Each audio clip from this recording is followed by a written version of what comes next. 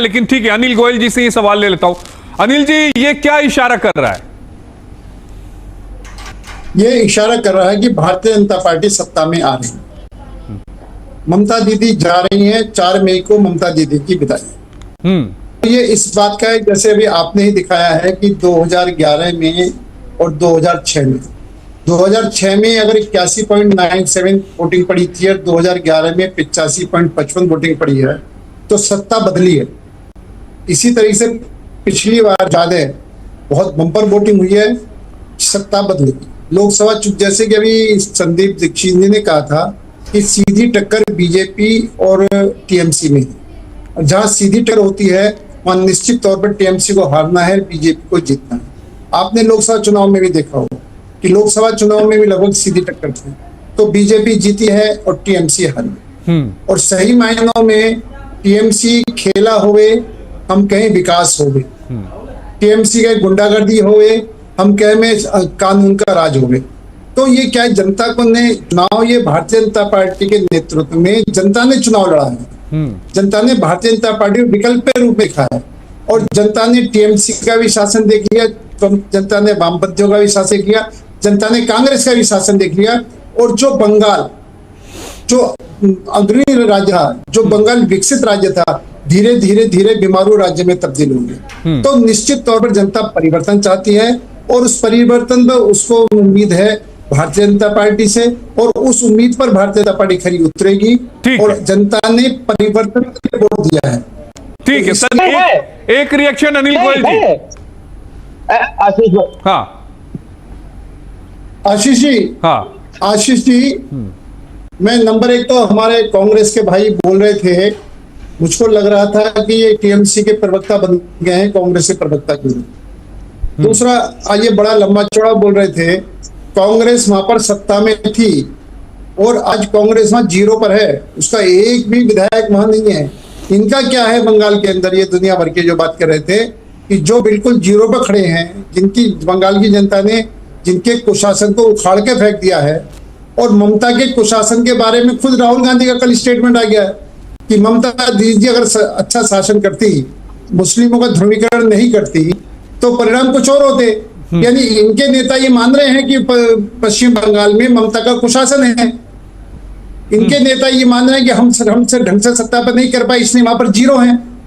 और आज ये अपनी कमियां सुधारने की जगह टीएमसी के प्रवक्ता बनकर के बीजेपी को गाली देने का काम कर रहे हैं।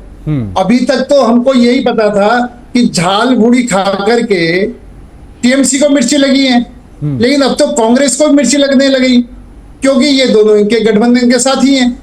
आप गठबंधन धर्म निभाने की बात करते हो, आपस में लड़ते भी हो, पहले ये फैसला कर लो कि आप बंगाल में गठबंधन में हो या गठबंधन से बाहर हो। आप सबसे बड़ी बात क्या है कि एक तरफ भारतीय जनता पार्टी विकास की बात कहती है और ये विनाश की बात करते हैं। ये नहीं चाहते कि डेवलपमेंट हो, ये नहीं चाहते कि बंगाल के लोग आगे बढ़े, ये नहीं चाहते कि बंगाल का विकसित प्रदेश बने, ये नहीं चाहते कि बंगाल की जनता का जो ये जीवन है वो अच्छी तरीके से यापन हो, ये नहीं चाहते कि बंगाल में बेरोजगारी खत्म हो, ये नहीं चाहते बंगाल में महिलाएं सुरक्षित रहे, ये नहीं चाहते। आज अगर बंगाल के कुशासन की बात करें, चाहे महिलाओं की बात करें, चाहे साधु संतों की बात करें, जहां जय श्री राम का नारा लगने पर ही ममता जी बिखर जाती हैं, अगर उनकी बात करें तो निश्चित तौर पर इनके पास ना भी कोई नीति है, ना कोई नेता अनिल गोयल जी, मतलब मिर्ची इतना हो गया है कि मुझे गोविंदा साहब की एक फिल्म थी कूली नंबर 1, जिसमें करिश्मा जी भी थी, और उसमें गाना बड़ा खूबसूरत था कि तुझे मिर्ची लगी तो मैं क्या करूं, कहीं ये बीजेपी वाले ना कहने लगे। बहरहाल एक रिएक्शन ले लेते हैं कांग्रेस पार्टी से। संदीप भाई, 4 तारीख को भारतीय जनता पार्टी को मिर्ची लग जाएगी। 4 तारीख को मिर्ची लग जाएगी। अरे ये बात तो टीएमसी के लिए कह रहे हैं। ये तो 4 तारीख को सही मायनों में ममता जी जा रही हैं, और ये बौखलाहट का नतीजा है जिसका कोई नहीं। और जहां तक अभी गड़बड़ी का जवाब और दे दूं, मैं गड़बड़ी का जवाब दे दूं। गड़बड़ी वहां पर हुई है, पुलिस टीम पर पथराव टीएमसी कार्यकर्ताओं ने करा है।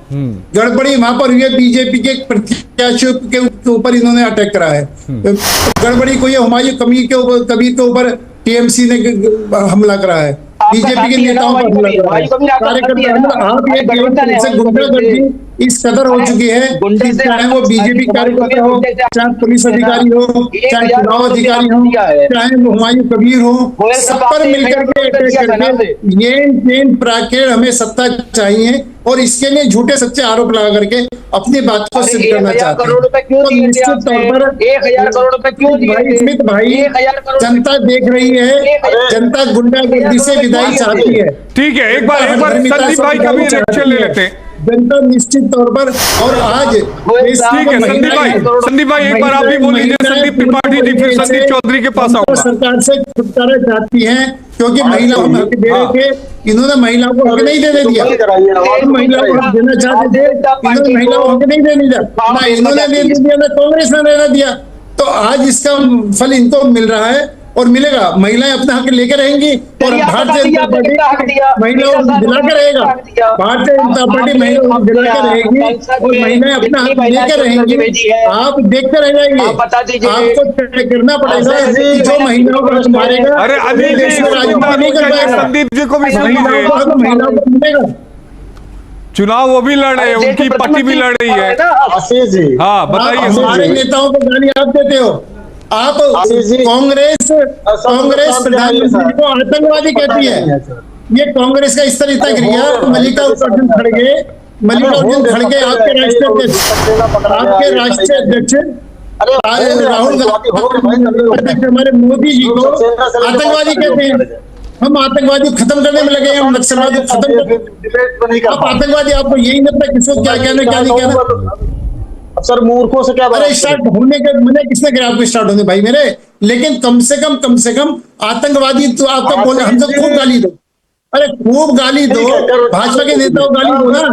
आप देश के प्रधानमंत्री को आतंकवादी कह करके क्या संदेश देना चाहते हो? आप देश के प्रधानमंत्री को आतंकवादी कह करके क्या संदेश देना चाहते हो? आप ये संदेश देना चाहते हो देश का प्रधानमंत्री आतंकवादी है तो पूरा राष्ट्र आतंकवादी हो गया। ठीक है संदीप भाई, अनिल जी एक छोटा सा, अनिल जी जवाब दीजिएगा। अनिल जी और संदीप को लाया जाए फुल फ्रेम। अनिल जी जवाब दीजिएगा। मैं इसलिए चुप था कि भाई को बोलने में दिक्कत आ रही थी। अब मैं भाई को पूरा बोलने का टाइम दिया, जितना झूठ बोले, जितना सच बोले, जितनी मनगढ़ंत बात करे छूट है। लेकिन कोर्ट के ऊपर गिरने राहुल गांधी ही पहन सकते हैं, कोई और नहीं पहन सकता। कोर्ट के ऊपर राहुल गांधी पहन सकते हैं।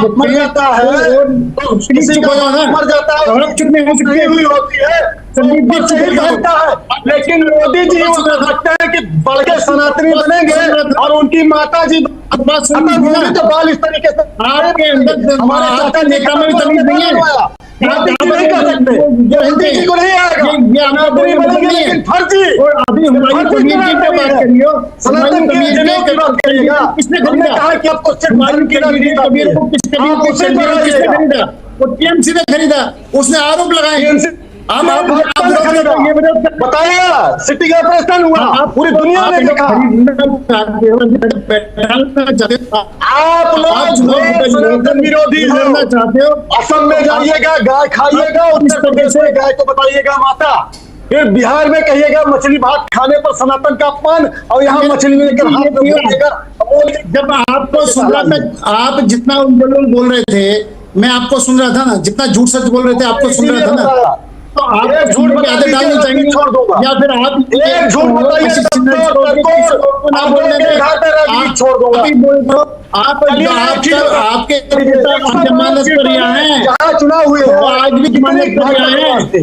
लालू गांधी को, लालू यादव को चोरी के आरोप में, चारा चोरी के आरोप में आपने जेल में किया। भाजपा कितनी सीटें जीती थी कुछ अच्छा पता होता नहीं भाई। इसकी जवाबदारी कहती है कि चोर चोर मोशन भाई। जब कांग्रेस को 152 में कितनी सीटें, चाहे बिहार हो, चाहे उत्तर प्रदेश हो, चाहे बंगाल हो, चाहे आसाम हो, सब जगह हिंदू मुस्लिम कहीं नहीं स्वीकार कर रही। मछली आप जगह सबने जीरो अंडर लेकर बैठे हुए हो। आप जो कह रहे हो, दो नाम बता दो कौन से विधायक है तुम्हारे? आप दो विधायक कौन से नाम बता दो?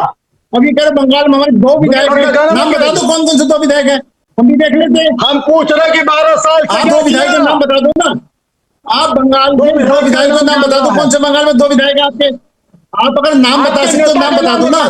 बंगाल के 2 विधायकों के नाम बता दो। बंगाल के आप अध्यक्ष के बंगाल नाम के बता तो दीजिए। विधायक हैं, आपके दो विधायक हैं ना, हम आपसे उनके नाम बताओ। खतरा ही करिएगा, कुछ अता पता है नहीं, आप- बस आके आप कह रहे हो बंगाल में हमारे दो विधायक हैं।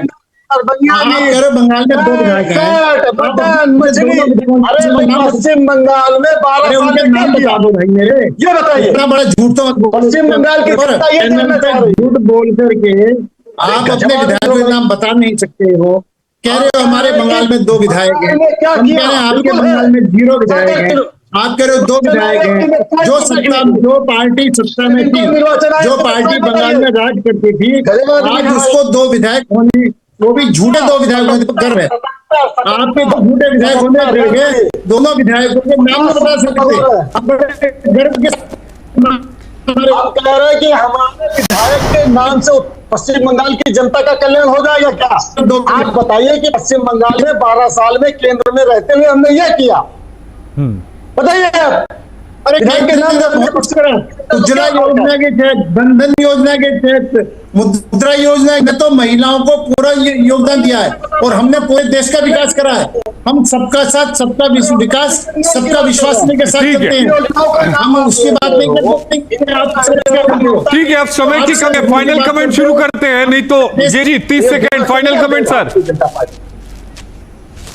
आशीष जी, बंगाल की जनता ने गुंडागर्दी के खिलाफ, बंगाल की जनता ने माफियाबाद के खिलाफ, बंगाल की जनता ने निजीकरणवाद के गोविंद खिलाफ, साहब को भगाने का काम कर दिया है। गोविंद साहब को भगाने का काम कर शासन के दिया है। खिलाफ भारी मतदान किया है और निश्चित तौर पर सत्ता परिवर्तन होगा। ममता जी को जाना होगा। भारतीय जनता पार्टी को बंगाल की जनता सत्ता सौंप रही है। बंगाल की जनता ने चुनाव लड़ा है बीजेपी के सहयोग से। बंगाल की जनता बंगाल की जनता आज उठाने के ठीक है, ठीक है, इतना ही समय था, इतना ही समय था। बहुत शुक्रिया संदीप जी, संदीप त्रिपाठी जी, अनिल गोयल जी,